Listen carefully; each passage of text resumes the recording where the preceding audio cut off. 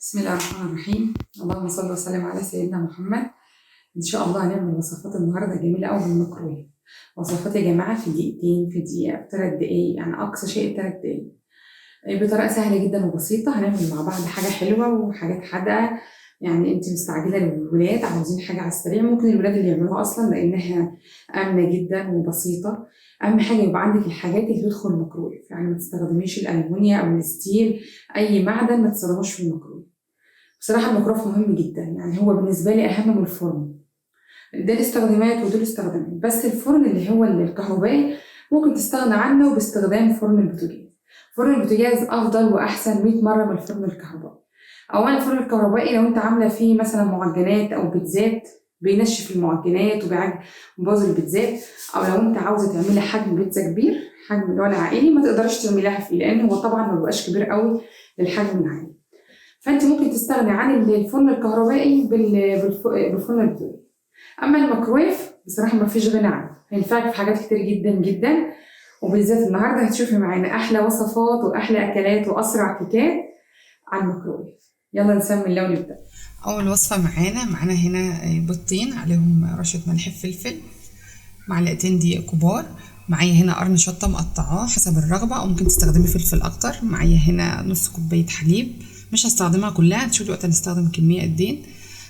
هننزل بالبيض ومعاه زيت او زبده حسب ما بتستخدمي، هننزل بالبيضتين وعليهم رشه ملح فلفل، هنقلبهم كويس.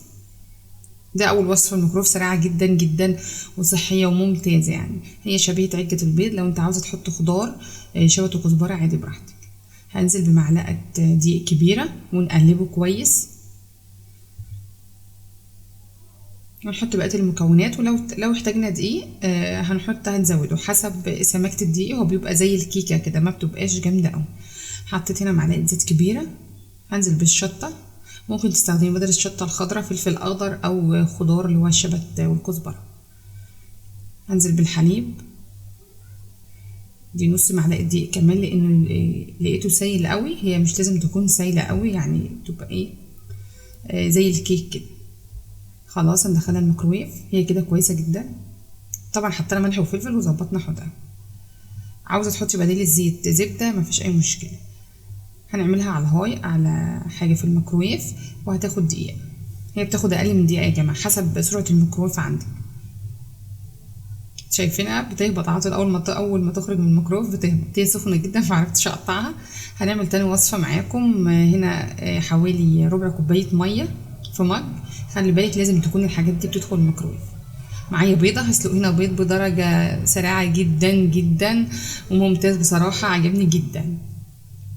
هحط رشه ملح فلفل وهدخله الميكرويف اقل من دقيقه على الهاي برضه.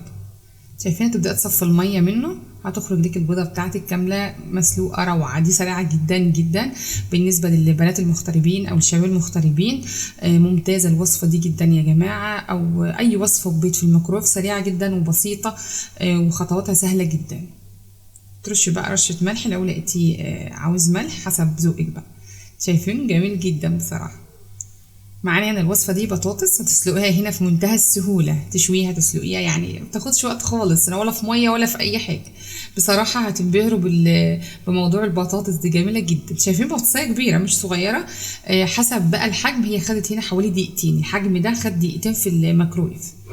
هتحطي فيها بقى كده دي عصيان شيش طاووق، ممكن تحطي التانية اللي هي خلة السنان عادي براحتك، يعني حسب ما موجود عندك، او تحطيها كده من غير حاجه. بس انا حطيتها، شوف اول ما استوت تلاقي عيدان الشيش طاووق خرجت بسهوله جدا منها، من الجنبين بتخرج لان هي استوت. شايفينها سخنه جدا في منتهى الجمال. تهرسيها بقى تحطي فيها جبنه شيدر، جبنه موزاريلا، بتبقى خطيره، ورشه ملح بفلفل، بصراحه كانت روعه. دي سريعة جدا بالنسبة للبنات المغتربات اللي في الجامعة وبيقعدوا بره بيوتهم بقى، بيسكنوا بره بيوتهم. دي جميلة جدا. أو للشباب المغتربين بتبقى حلوة أوي بصراحة. شايفين الجبنة الموزاريلا روعة. جبنة بقى موزاريلا، جبنة شيدر، مش عاوزة تحطي جبنة وتاكليها مسلوقة للدايت، ممتازة. أنا رجعتها تاني علشان أسخن الجبنة تسيح أكتر. أكلات سريعة جدا وما شاء الله تاكليها على طول. البطاطس يا جماعه حسب حجمها، لو حجم اصغر من ده تاخد معاكي دقيقه، الحجم ده خد دقيقتين لان حجمها كبير. عاوزه تعملي كميه قد واحده قد اتنين قد تلاته، حسب مساحه الميكروويف بتاخد او طبق الميكروويف بياخد. معايا هنا ده حافظه طعام، خلي بالك دي بتدخل ميكروويف، مش كل الحافظات بتدخل ميكروويف، بقى مكتوب عليها تحت كده علامات تدخل الفريزر، الثلاجه، الميكروويف، عادي مكتوب عليها علامات، هي مكتوب عليها آمن للميكروويف. هنحط هنا بقى معانا فشار، الطريقه دي روعه وسريعه جدا وجميله. بالنسبه للدايت لو مش عايزه تحطي ملح ولا تحطي زيت عادي براحتك يعني. هاتي زينه، حطيت هنا معلقه صغيره ملح، نص معلقه صغيره ملح ومعلقه زيت صغيره. جميل جدا بصراحه. اول ما سمعت تكتكه دي بقى تعرفي انه بدا يفشل، سخن جدا ما شاء الله، جميل جدا. الوصفات دي جميله جدا يا جماعه وسريعه خالص. بالنسبه لاولادنا بالليل بيحتاروا يعملوا ايه، تعملي لاولادك حاجات سريعه على طول، من دي بتاخدش وقت معاكي خالص، كلها موضوع دقايق يعني. هنعمل هنا كيكه الميكروويف سريعه جدا وبسيطه. معايا هنا معلقتين دقيق على معلقه كاكاو خام، معايا بيضه، معايا سكر حسب كميه السكر انت بتحتاجيها، زيت، حليب، بودر وفانيليا وبيضه، وده المج اللي انا هعمل فيه الكيكه. هقلب البيضه كده، هبدا اقلبها بقى لحد ما البياض يتخلط مع الصفار. هنزل بالحليب، هنا ملوش معيار، حسب سيوله او سماكه الكيكه. هتنزلي بالسكر، والسكر برضو حسب ما بتحبيها، ده حوالي معلقتين سكر كبار، انا ما نزلتش بهم كلهم. معايا هنا الدقيق والكاكاو الخام، هبدا اقلب المكونات بتاعتي كلها. انا كبرت الطبق لان الطبق ده صغير قوي. عاوزه تعمليها في طاجن، تعمليها في طبق بورسلين، اهم حاجه يا جماعه حاجه تكون بتخش بتدخل ميكروف، خلي بالك من النقطه دي كويس. ما تحطيش ألمونيا ولا بلاستيك ولا ستيل، خلي بالك الحاجات دي اللهم احفظنا بتدمر الدنيا يعني. ما تحطيش حاجات من دي، لازم يكون يا بورسلين يا حاجات مكتوب عليها آمن للميكرويف. خلاص الخليط بتاعنا زي ما انتوا شايفينه كده، هدخلها الميكرويف. لو انت عاوزه تحطي فيها قطع شوكولاته بتبقى جميله جدا، حسب سرعه الميكرويف بتاعك. دي خدت معايا دقيقه وعلى الهاي، كل ده انا عاملاه على الهاي. شايفين مستويه جدا وجميله، تزينيها بقى بفارماسيات، زينها بشوكولاته شيبس، اي حاجه، شايفينها مستويه وروعه. دي الوصفه بقى الخطيره الجباره بصراحه يعني. زي ما انتم شايفين كده معايا شويه مكرونه عليهم كوبايه ميه من الحنفيه مش مغليه، حطيتهم في طاجن وحطيت رشه ملح بس، هحطها تتسلق، ما حطيتش زيت خلي بالك. عاوزه تحطي ممكن تحطي زبده بتبقى احلى من الزيت في الوصفه دي بصراحه. خلاص هي اتسلقت زي ما انتم شايفين كده، هسيبها بميتها زي ما هي كده، تتاكدي ان هي اتسلقت 100%. هنزل عليها بربع كوبايه حليب. عاوزه تحطي هنا نشا او دقيق براحتك يعني، تبقى زي البشاميل كده عادي. انا استكفيت بالنشا اللي موجوده في المكرونه. هنحط بقى جبنه موزاريلا، جبنه شيدر، بس انصحكم حطوا جبنه رومي او شيدر. الموزاريلا ما بتديش يعني التيست اللي انت عاوزاه، حط شيدر او رومي بتبقى جميله جدا. الوصفه دي جميله جدا يا جماعه. ممكن لو ما بتحبهاش كده ممكن تعمليها بصلصه عادي، معلقه صلصه بعد ما تتسلق تصفيها وتحط عليها معلقه صلصه، بتبقى جميله جدا وسريعه. شايفين الميكروف بيطلع وصفات خطيره بصراحه. ده جميل جدا لنا بالليل وفي السهر بقى، انتوا عارفين بالليل بتبقوا محتاجين حاجات من دي، وخاصه في الشتاء بتبقوا عايزين حاجات سخنه زي كده لاولادنا.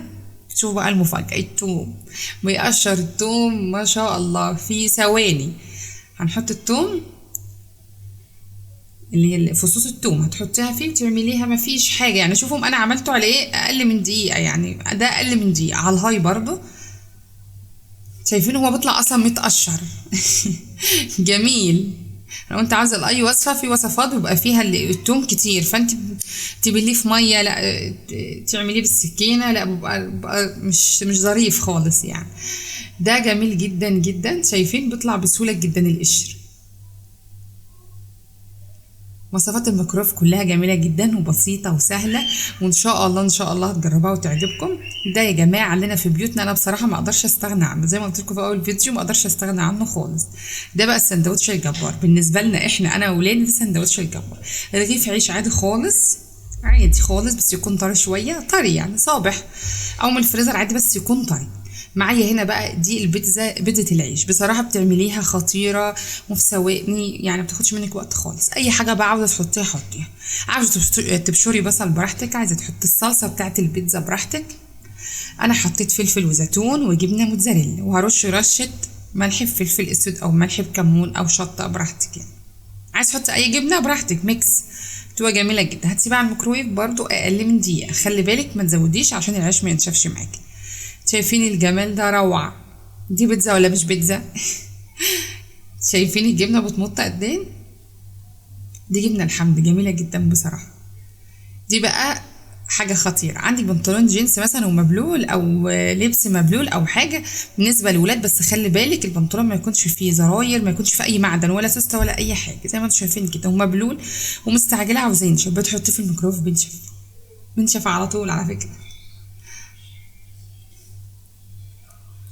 زي ما انتوا شفتوا كده وصفات كتير كتير وسريعه جدا وحاجات جميله جدا في الميكروويف. اتمنى تكون عجبتكم يا رب. اللي اول مره يشوف القناه بتاعتي يعمل لي لايك واشتراك للقناه، انا محتاجه دعمكم جدا يا جماعه، وشيروا الفيديو عشان الكل يستفيد. والسلام عليكم ورحمه الله وبركاته.